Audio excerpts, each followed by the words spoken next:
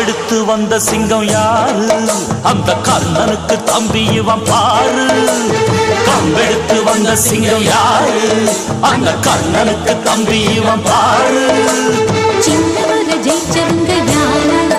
8 சீமையில ஆளு கிடையாது. வெற்றி மேல் வெற்றியே எப்போதும் தந்தவுங்க. ஜிம் தலக்க ஜா ஜிம்மால ஜிம் தலக்க ஜா ஜிம் தலக்கு ஜா ஜும்மாலே ஜிம் தலக்கு ஜா.